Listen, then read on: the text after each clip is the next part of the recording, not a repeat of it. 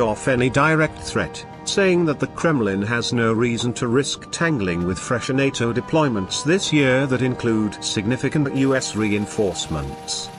But they also say that the week-long Zapad 2017 exercise is intended to unsettle their societies and send a political message that Russia is as credible and dangerous a military power as it was during the Cold War.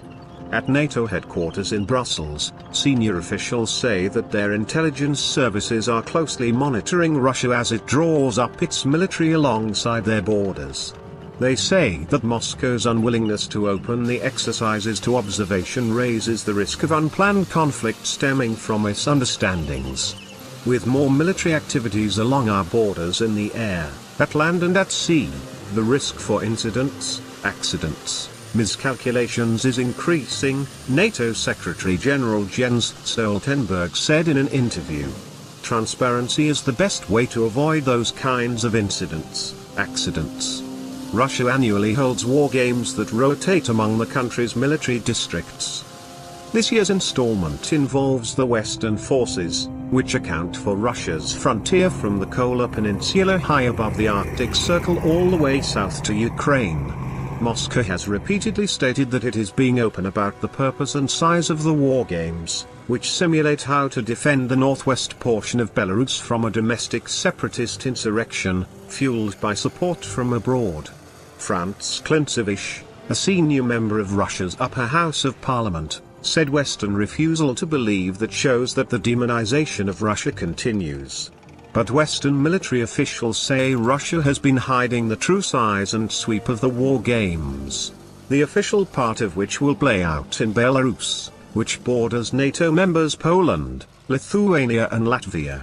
They say that the drills with Belarusian troops are merely the tip of a major mobilization of Moscow's upgraded and modernized military machine, with separate but coordinated maneuvers involving paratroopers, armored units, railroad troops, air and naval forces, strategic forces, security troops and units in the heavily armed exclave of Kaliningrad, home to Russia's Baltic Sea Fleet. One element of the exercise may involve Russia's First Guards Tank Army, a unit whose very existence is symbolic of the renewed tensions with the West. Russia in 2014 reconstituted the army, a formation whose Soviet-era purpose was to smash through NATO's lines in the event of war, after disbanding it in 1998. Despite the significance of the drills, Western officials interviewed last week dismissed the idea that the games are any more than that. We don't see any imminent threat when it comes to any large-scale military operation against any European country now, Stoltenberg said.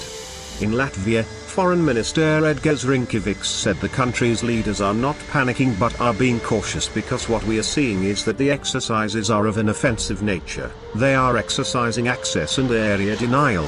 They are exercising against at least 4 NATO member states under the pretext that they are fighting separatists. Viewed from the Baltic nations, the exercises reflect Putin's oft-repeated stance that Russia is surrounded by a hostile and aggressive force in NATO, and have 2 apparent goals. One is to rehearse the capability to seal off Lithuania, Latvia and Estonia, and deny access to the Baltic Sea to NATO forces attempting to come to their rescue. The other is a strategic challenge to US and NATO leaders by demonstrating the high cost of defending the Baltics, thus sowing uncertainty about the viability of the alliance. We in Estonia already live in constant fear.